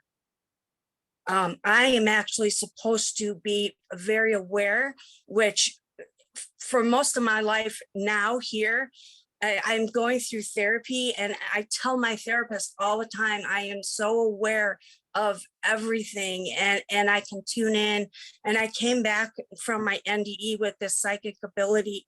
So I am supposed to be, I'm on the right path. Even though now, in this era, I'm having a lot of issues and problems coming at me, and emotionally, having difficulty, but it was clearly told to me in front of the council. It went from lots of compliments, and I'm strong, and this is my path, and everything's good, but you have to realize you have to understand that this is what you're supposed to help people understand, that we are an energy after we die, and everything is so connected. And I am supposed to have had this NDE to have an awareness that these past lives were actually happening, and I was actually in this other realm. That is so cool, Jennifer. Yeah. I want to pause, because I want to make sure that Mario and a couple of other people, whoever Okay. wants to share. But do you have a question for Bruce or no? I several times you talked about not having anything negative, but I ended up, Sean, I have this shadow figure that's plagued me my whole life. And I actually got to the place where I actually seen where it came from. Is that not supposed to happen? Or Not necessarily. Obviously, you're okay because of the even with that experience. So two things occur to me right now. There was a reason for you knowing about this shadow being, okay, and that was supposed to be revealed to you. And maybe it could have been a lot worse if I didn't include those suggestions about the negativity. So, so in one way, we might have given you an illumination as to what's happening, and in the other sense, we might have mitigated any of the negative effects or lessened them. Yeah, I was actually told that I seen it, and I seen where it started, and then I was told that this being has created the havoc in my life, and I need to figure out how to get rid of it. Did you get a name in that life, the last life, the past life? I kept getting Janessa. Janessa. And it was the late 1800s.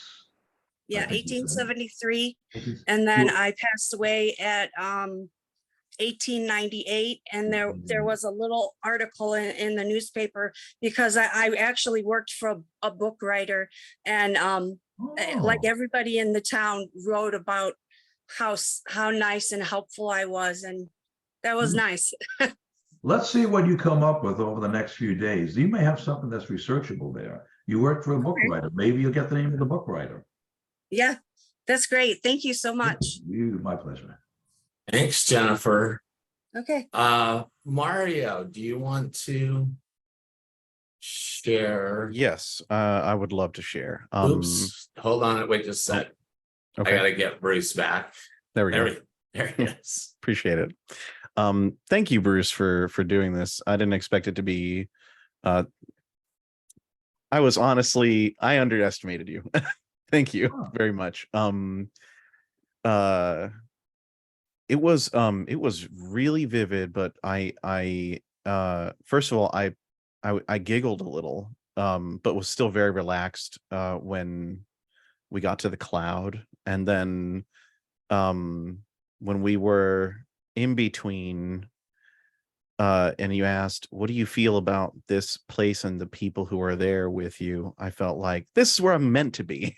That's what I mainly felt. Home. Some people call that home. Yes, it felt a lot like that. And then as soon as you started asking questions about the last life, the most direct past life, I instantly felt that it was about 400 years ago, like the very early 1600s to mid 1600s. And I saw a young, like 25-year-old Black man who was a native of this place in Africa, just north of South Africa.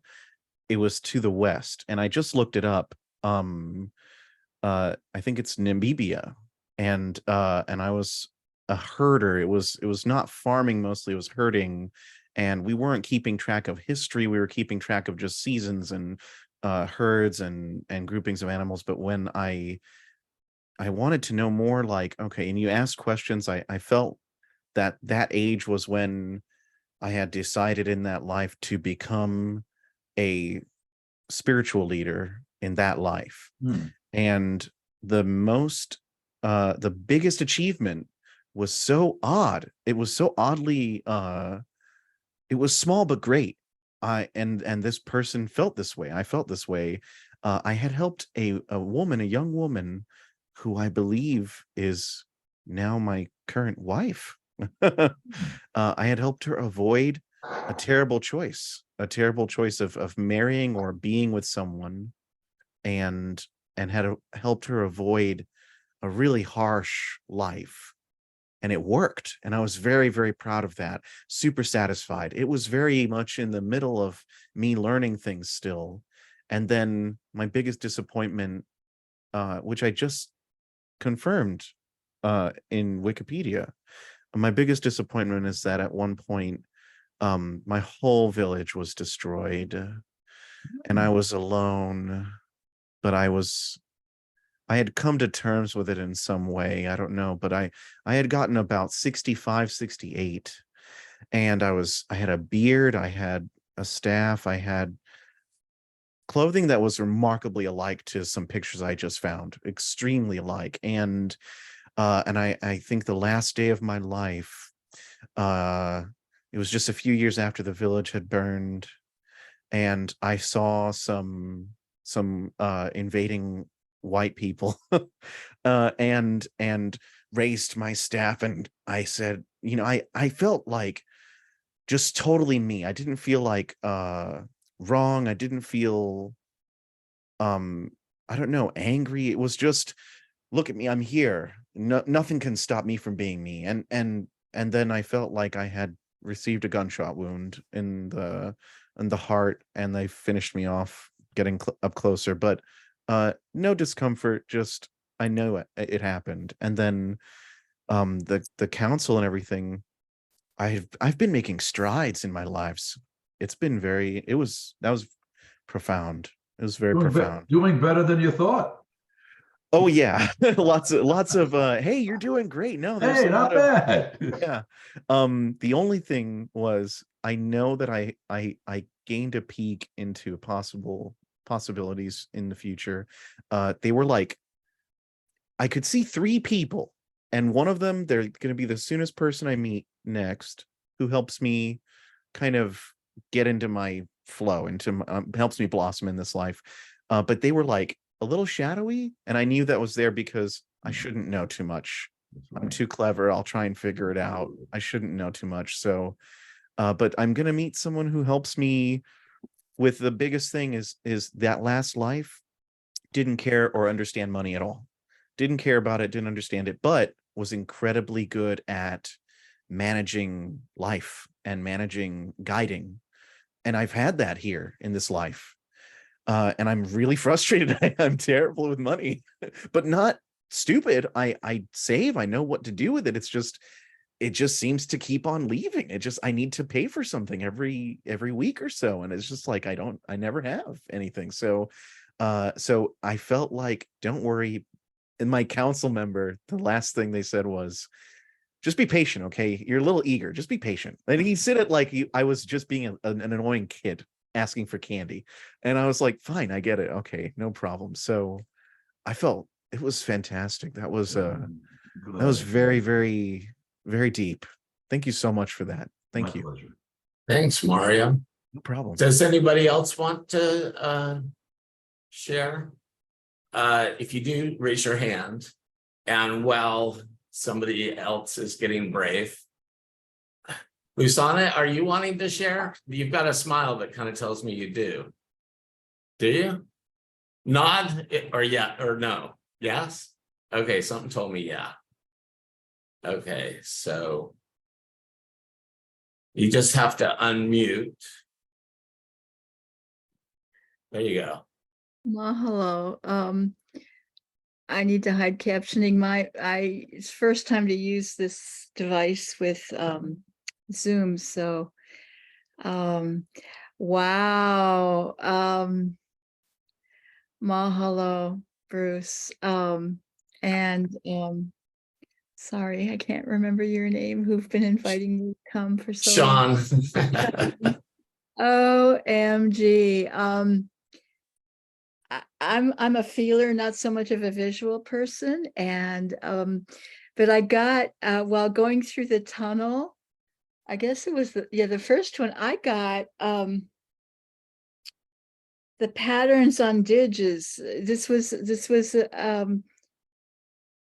literally the patterns you see in the Aboriginal patterns. I'm not being clear. So if you know Aboriginal art of Australia, that's not that's the English term. They have the stars, and they have the kangaroo, and they have spirals, and they have the map for humanity, the map of what's happened and what will happen. And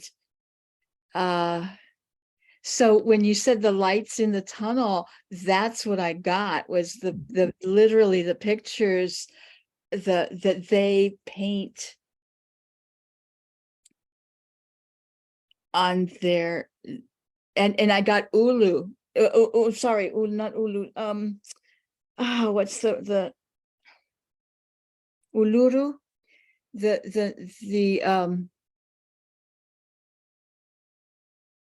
It's very sacred in Australia, and I'm sorry, I'm calling it Australia. I don't remember the name, the indigenous name.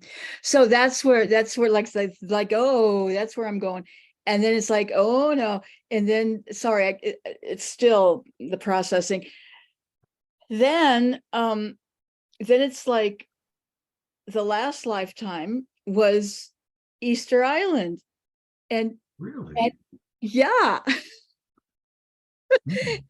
And You have any light to shed on how those statues got there? That's still a mystery, isn't it? yeah, Well, that's maybe good. that'll come to you. Give it That'll time. come. I think that will come. And yes, the Bishop Museum here in Honolulu, at the very opening, has a statue, has a pohaku that has the face that to me looks like Kamehameha the Hmm. Great. Yeah.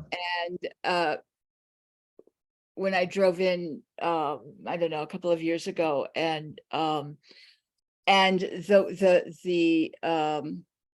pohaku, I call them pohaku, yeah, statues that are on Easter Island, Rapa Nui, they have the same face, Kamehameha's face, and they're well, clearly to me, clearly Rapa Nui and Hawaii and Aotearoa and Australia, etc., the whole Pacific, and we were going up to Denali.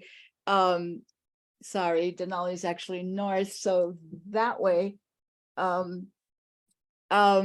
They're all connected, and so what I experienced in that last incarnation was the memory of the land all being, yeah, and then well, and the pain, Jennifer, you were talking about, so the pain of not being with my loved one, being separated from him, and this incarnation is about the whole being reunited, and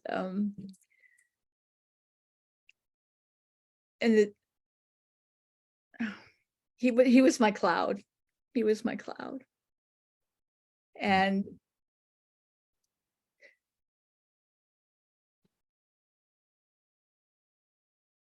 such gratitude for the being reconnected.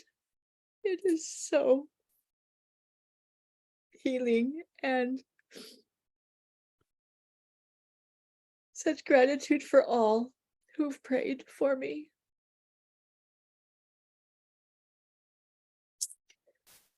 So and the council, well, it was, I kept getting flashes of people that are in this incarnation or have been, and so it was like, well, who was my guy? Oh, okay, my dad. And I was like, oh well, but it should be my mother. And the mind does all this stuff.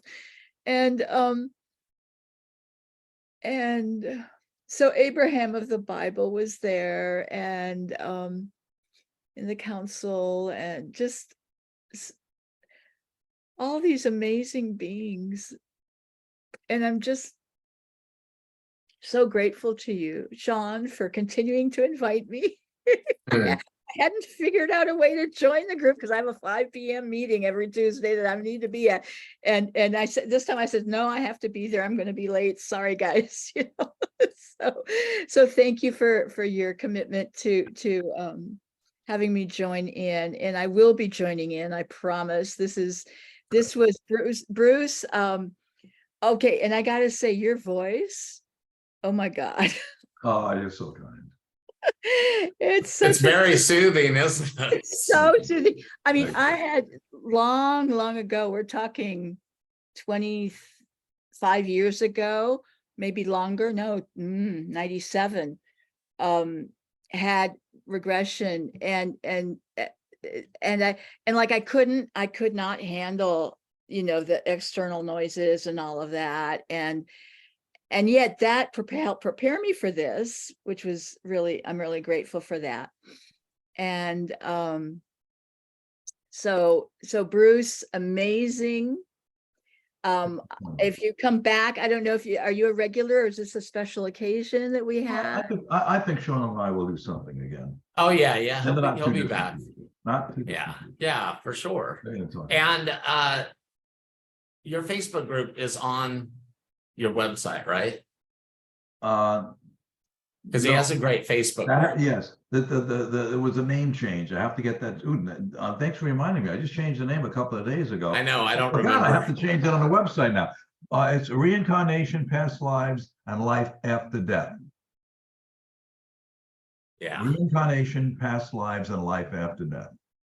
I'll put a link to it in the chat. Yeah, Thank you, Lusana. Yeah. So glad. That reminds me. I've got to have that changed on the website. So we have time for one more person, but I think there's 2 questions at least. So in your experience, would you say that all of us have lived, or at least most of us, based on your 45 years, that we've all been different races? And oh, absolutely. That's what we sign on for different experiences. Some people are adamant that we're here to learn. They'll use the term learn, and other people say, "No, you're here to have experiences." It's probably both. But I think that's what we sign on for. We sit down there and write the script as our own screenwriters.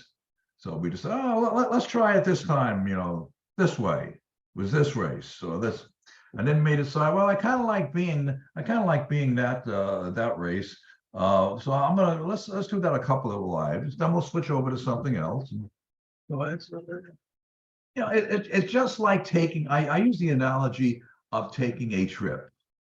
Okay, if you're from the mainland, I think I'll go to Hawaii this year. Oh, I liked it so much, I'm going to go back to Hawaii next year. All right, I think the year next trip, I think we're going to go to the Caribbean. So I use that as an analogy. yeah, okay. So another question is, do we have to incarnate? Is it always a choice, or what? There is always a choice. There is always a choice, but more often than not, much more often than not, we do choose to. People will say, why would I want to come back to this? I've been asked about, why would I want to come back? Or why would I choose to come back as an invalid, as infirm, as steeped in poverty? And then I remind these people that the lifetime that we live, we choose to come back and to go through that again because we're seeing it from a different perspective, our soul perspective. Okay, that's so. What do we live? Biblically, 70, that passes in the twinkling of an eye. the twinkling of an eye. So from our perspective, boy, that seems like a long time. But on the soul perspective, when you're looking at eons, it is not a very long time. So we choose to have these unpleasant experiences, to come back as physically or mentally challenged. And if we can choose not to come back, but realizing that it probably delays our advancement in the evolutionary scale of the soul, but that's okay, because we'll get there sooner or later. So can people have past life regressions to get insight into troubled relationships? Say that again, Sean? Can what? Can people, can past life regressions help people get insight on troubled relationships? Oh, absolutely, because when you understand what if you're karmically related, and what you came here to learn, or what you came here to teach, you absolutely, and become more tolerant, more understanding of each other. And would you say one of the most helpful things in past life regressions, at least for me a little bit, is if we drug baggage into this life, like we have continual problems, does it help to go back and find out where they started, or how does that work? Now we're talking about past life therapy. Absolutely, because when you go back and you find out where it had the genesis, then we can do something to help expiate that and remove some of that, whether they be emotional baggage or physical baggage, or fears or phobias. Do we get breaks in heaven? Somebody wants to know. Does what? Breaks, like between lives. Is there a break? Oh, yes. Yeah. You can, there can be breaks. Well, there usually are. Research seems to show, and this was research done by a psychologist by the name of Helen Wambach back in the 1970s, that there seems to be about 60 to 80 subjective Earth years between reincarnations. Now, How many? it can happen a lot faster. It can happen a lot faster. I was teaching a class years ago, and this fellow was died on the USS Arizona during the Pearl Harbor attack, and he came back like about 3 years later. So you can come around when you die, when it's not your time, during wartime, the different circumstances, or you can choose to spend subjectively now more than 60 or 80 years in the between state. And we can we can choose vacation. We could say, look, I want to come back this time, but I don't want to learn. I don't want to have a life where I have to learn something. I don't want it to be intense. So you take a vacation and you take an easy one. But you got to make up for that later on. It's like summer vacation from school. Yeah. And you have to cram.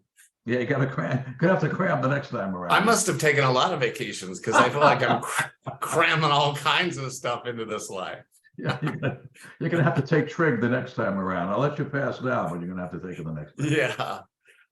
Okay, so here's kind of an interesting question. Has anybody done a past life regression, but actually ended up with maybe a future life that hasn't happened yet? Is that? Yeah, actually, there is something called future life progression. You can do that. I find, and I used to do that years ago. I used to do this in an all-day seminar, and I used to include a future life progression. And I stopped doing it because the people don't get very vivid detail. I think it's probably for a reason that they don't get vivid detail. And then a lot of times you find out when you do a future life progression is many times it's like an apocalyptic place that they come back to, like Mad Max scenario, right? But then sometimes it's idyllic. It's like a Garden of Eden. So what occurred to me when I see that happening was that maybe we're accessing alternate timelines. And we do that. Right. Wow. But it's not as anywhere as detailed as this past life. And it's maybe I think that's probably for a reason. That maybe you're not supposed to know everything. Right. Yeah.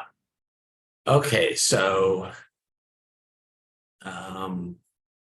Just a sec. Trying to. Hey, so do you want to ask your question? Do you want to ask it? Okay, hold on a sec. I'm going to add you here. No? Okay, just unmute then. You don't have to be on camera, but just I'll let you ask. Hi. Hello. Thank you, Bruce. That was really My pleasure. Glad you enjoyed it. Yeah. My own problem was your voice is amazing. I mean, I can, you're in the right field. So hypnotizing, it's amazing. But at the same time, I had some thoughts that were coming in and I'd be like, stop that thought. And then I'd go back into your thing again. So I'm probably this person that always has, something always there. So I'm trying to get back in. So it was good. It was that there were parts, and I did experience being a part of a tribe, and a native tribe along the beach. When you said to look at your feet, I saw myself with these very long braids, and somewhere in the 1800s. I don't know. I don't know where this was, but that was the one thing that I got out of this. It was wonderful. I just wanted to ask you, when you were saying that sometimes you can refer back to 500 years ago, that you actually go to the back to the past.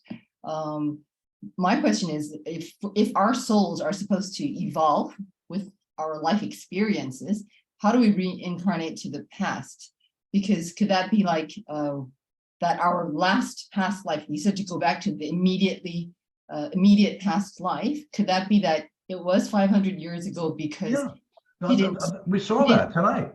We saw that tonight. We saw the first person, she went back to the 1800s, and the other fellow went back, it was a Mario, went back 400 years to the 1600s. So you got to think, well, what was he doing in between 1600s and whenever he was born into this life? Twiddling his thumbs up there? It probably was around again, but he did at some point probably did incarnate into the past. And there's still lessons to be learned by doing that. So does that mean that if that was your last past life? Yes.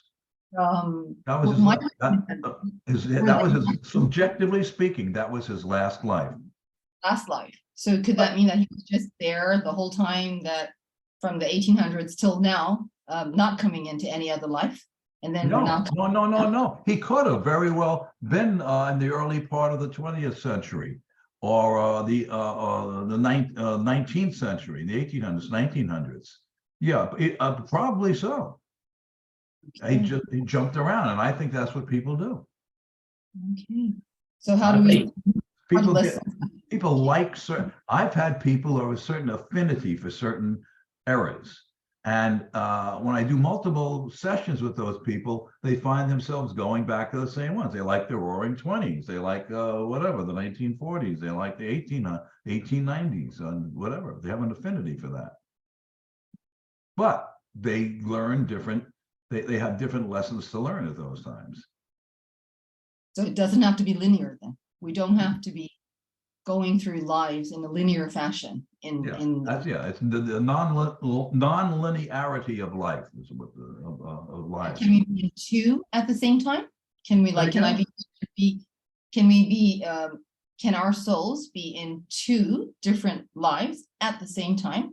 Yes, that's called parallel lives. You can be in more than two. You can be a bag lady in Los Angeles, and you can be a sultan in the Middle East at the same time. So there are overlaps. It's called parallel lives. Well, now, you're like reading my mind, because that was the next question. It doesn't mean that if you were born in 1980 in this life, as this person, it doesn't mean that you also born in 1980 there. There could be overlaps, different overlaps. You could be older, you could be younger. The body that your soul, that part of your soul is inhabiting, because that's what's known as the soul group, and is what's called an oversoul, which means that your soul has many different parts, and it can segment. And so it's not just one part of you. It's different. Your soul is a lot of different parts. So one segment of the soul can go into this, one segment can go into that. that body, and maybe a couple of them can stay up there in between lives too. That's why when people says, "Well, when I die, I'm not going to see," then I'm not going to see Aunt Tilly, because Aunt Tilly might be back down here. No, it doesn't mean that. Part of Aunt Tilly's soul is probably already up there, and you'll see her because you knew her here as Aunt Tilly, and you'll see Aunt Tilly again up there. Even though Aunt Tilly may have, in the meantime, one part of her oversoul has already incarnated down here. It gets weird, let me tell you, it does get weird. We haven't even talked about the multiverse and alternate universes. That's weird, that and going into different timelines. Sean, you gotta bring him back again. Yes, we'll do that next. So I just put the link to Bruce's Facebook group in the chat, which is called Reincarnation, Past Lives, and After Death. So you can join that, but I'll, or we'll share the links again. And put if anybody has any other questions, you have my email. You can contact me through there or through Facebook Messenger too. Yeah. Well, thank you so much, Bruce. Oh, my pleasure. This was fun. I enjoyed this. Very fun. Yeah. This was something different. So as I said, we created something specifically for your groups here. So yeah, well, as you know, it's something when did I first ask you? 6 months ago at least. It's been something that I've wanted to do for. Yeah, we've been trying to do it for about 6 months. Yeah. So this has been wonderful. And we will have a recording so everybody can watch, but you can actually go into the live in Facebook, probably half hour after we end this, and you can watch it live, because it might take me a little while to get it on YouTube. But anyway, I want to thank everybody again. It's been a wonderful evening. So glad you're all here, and we'll see. And remember, our speaker event will be July 5th, not July 4th. So see you all soon. And thanks again, Bruce. See you all soon. And my pleasure. And we'll talk to you all soon. Aloha.